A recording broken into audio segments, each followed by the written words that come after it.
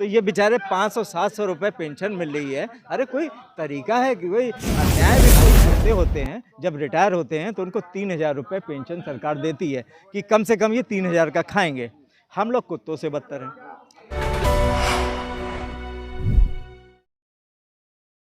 ये जिस तरीके से आपके एमपी सांसद सब आ रहे हैं, कोले भी आए और उन्होंने जो आश्वासन आप लोगों को दिया, इससे क्या लगता है? देखिए ये लोग अगर यहाँ आप जानते हैं ये लोग कह देते हैं अब जाके संसद में मसला उठाएं।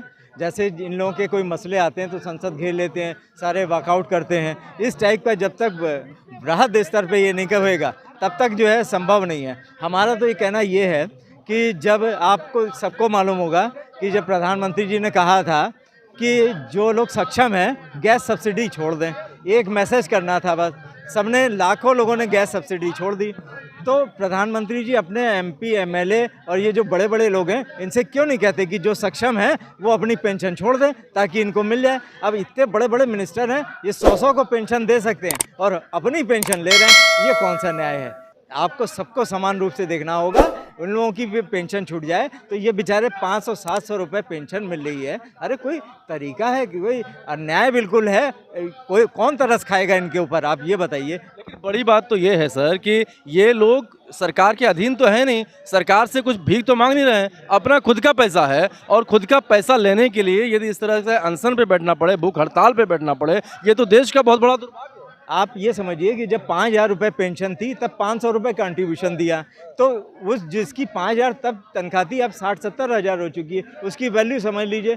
हम लोग तो इस आस में देते रहे कि हमको पेंशन बढ़िया मिलेगी और हम लोग अपना गुजारा कर करेंगे। हमें क्या मालूम था कि ये 1500-2000 रुपये पेंशन बांटेंगे और 1100 रुपये सिलेंडर। मैं हार्ट का पेशेंट हूँ, 3000 रुपये की दवा आती है हर महीने की मेरी, मैं दवा ना खाऊँ अगले दिन निकल जाऊँगा। तो वो कैसे मैं उसको मैनेज करता हूँ ये हम देखते हैं ना। और जो लोग नहीं कर सकते वो मर ही रहे हैं, 200 पेंशनर रोज़ मर रहे हैं, तो आखिर उनको कौन वो इनका पूछने वाला है? कोई नहीं पूछने वाला है। हम तो कह रहे हैं कि एक लिस्ट बनाई जाए, जैसे जनसंख्या का निकलता है ना कि इतनी जनसंख्या हो गई, हम भी एक बोर्ड लगाएं, आज इतने पेंशनर मरे, आज इतने टोटल प्रोग्रेसिव इतने हो गए। तो ये करना पड़ेगा और सरकार पता नहीं कैसे जाएगी। ये कोई पॉलिटिकल मसला नहीं है, हम लोग किसी दल संस्था से जुड़े नहीं हैं। हमारा उद्देश्य ये है कि सारे पेंशनर को किसी तरह जीवन जीने लायक जो है पेंशन मिल जाए, सम्मान से जिएं, अपना इलाज करा सकें और 2 रोटी खा सकें, इससे ज़्यादा कुछ नहीं मांगा जा रहा है। सर एक चीज़ मुझे बताया, जिस तरीके से यहाँ पे बुजुर्गों की हालत है, जो बुजुर्ग दिन रात कहीं ना कहीं वो अपना आत्महत्या भी कर रहे हैं और फिर ऐसे आमरण अनशन पे बैठने का जो ये श्रृंखला बनाया हुआ है, ये नहीं लगता उनके मान सम्मान को कितना बड़ा ठेस पहुँच रहा है? बहुत बड़ा ठेस है। आप समझ लीजिए कि घर में भी इज्जत नहीं रह जाती है।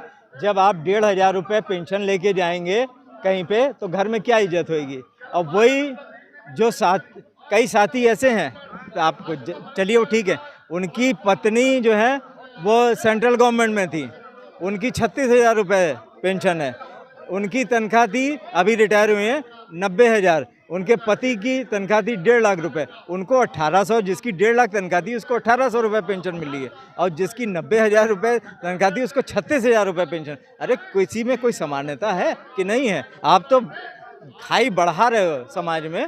तो और जो लोग नहीं कर पाएंगे, जो 1800-2000 में नहीं जी पाएंगे, वो कुछ तो कुछ करेंगे, चोरी डकैती या कुछ करेंगे, नहीं करेंगे है या मर जाएंगे। यही होना है। अब तो बात चंद्रयान की हो रही है, चंद्रयान पहुंचा, पर हम लोगों के लिए तो स्वर्ग विमान तैयार है कि किसी वक्त भी नंबर लग सकता है और स्वर्ग विमान में बैठ के चले जाएंगे।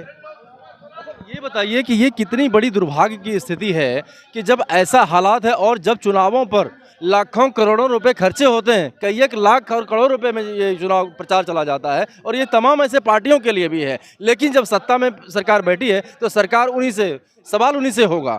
तो क्या उनको ये नहीं शर्म आती है कि ऐसे जो बुजुर्ग माँ बाप जो घर के बाहर बैठे हुए हैं और अपने पैसों के लिए बैठे हुए हैं, ये लानत है ऐसे सरकार पर? क्या ऐसे राम राज्य की कल्पना हो? देखिए हम लोग तो जो सरकार होती है उसी से तो निवेदन करते हैं। कांग्रेस से कर रहे थे तो उन्होंने 1000 रुपये तब उस वक्त प्रपोजल करा था। उसी वक्त कोश्यारी कमेटी की रिपोर्ट आई थी, उसने कहा था कि नहीं 1000 नहीं 3000 इनकी होनी चाहिए और इनको डीए मिलना चाहिए। तो बीजेपी की गवर्नमेंट तब नहीं आई थी, विपक्ष में थे, तो प्रकाश जावड़ेकर जी ने भी कॉन्फ्रेंस करी और कहा कि नहीं हमारी गवर्नमेंट आएगी। ये तो कांग्रेस ने क्या झुंझुना पकड़ाया है 1000, हम 3000 करेंगे और डीए देंगे हैं आप। हम लोगों ने विश्वास करके उनको वोट दे दिया। 10 साल से बाढ़ देख रहे हैं कि कब आएगा 3000, कब आएगा। अगर ये उसी वक्त भी 3000 कर देते और रेगुलर डीए लगता तो वो 8-9 हज़ार रुपये अपने आप हो जाता।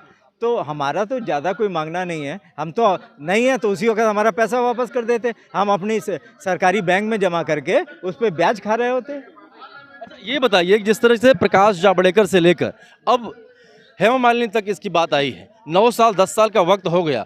10 साल के वक्त में क्या लगता है अपने ही पैसों के लिए पाई जो आप लोगों ने जमा किया है, और उसके लिए यदि आपको एक सांसद से दूसरे सांसद के दरवाजे को खटखटाना पड़े और फिर श्रम मंत्री बोले कि ये जी ये उनका काम है, ये उनका काम है, ये उनका काम है, तो इसमें कितना क्या लगता है आपको, कितनी परेशानी? देखिए दो चीज़ें हैं।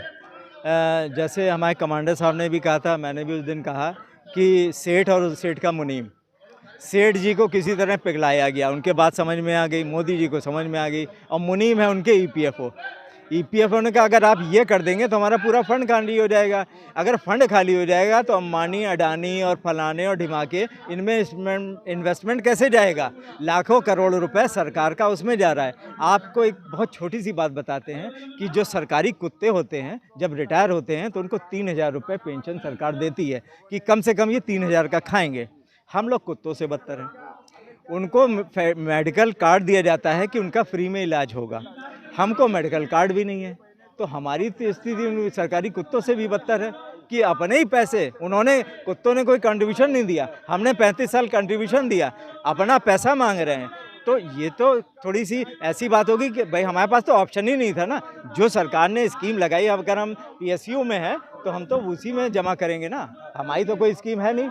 तो अब ये बाद में दांव दे देना और उसके बाद 2 बार गारंटी देना प्रधानमंत्री द्वारा और उसके बाद पूरा ना करना, तो ये क्या तरीका है?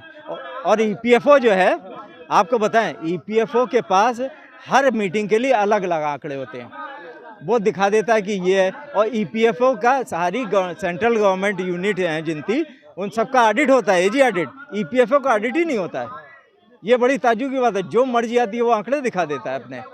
इसको गंभीरता से सोचना चाहिए। और विपक्ष भी पता नहीं सो रहा है, इतने बुजुर्ग आप कितने दिनों से देख रहे हैं कि कोई बोलने वाला नहीं है। हम लोग परेशान हैं, क्या करें आखिर? तो अंत में क्या आपको लगता है कि 2024 में क्या इसका इफेक्ट पड़ेगा? बिल्कुल पड़ेगा। तो आप भी जान सकते जो हैं। ये ऐसा है ना कि लोग सोच रहे हैं एमपी में नहीं पड़ा, राजस्थान में नहीं पड़ा। एमपी या राजस्थान स्टेट गवर्नमेंट है, उनका ये मसला नहीं है, ये मसला सुलझेगा सेंट्रल गवर्नमेंट से। तो ये आप समझ लीजिए, ये सारे पेंशनर जो हैं ये साइलेंट किलर हैं, ये सब देख रहे हैं धीमे धीमे सब हैं, और ऐसा दांव पड़ेगा कि सरकार कहेगी अरे ये तो हमें पहले ही काम कर देना चाहिए था। तो आपको नहीं पता इसके पहले कुछ ना कुछ आश्वासन होगा, राम मंदिर का जो है नहीं, अब आश्वासन से काम नहीं चलेगा। आश्वासन तो प्रधानमंत्री खुद दे चुके हैं, गारंटी अपनी, जब वो पूरा नहीं किया तो अब हम क्यों करें, हम क्यों विश्वास करेंगे? आश्वासन तो हमें रोज़ मिल रहे हैं। 250 सांसदों के रिटर्न में लेटर हैं प्रधानमंत्री को लिखे हुए, और प्रधानमंत्री जी का खुद का बयान है कि मैं काम करूंगा। तो इससे बड़ा आश्वासन क्या हो सकता है? वो पूरा नहीं हो रहा।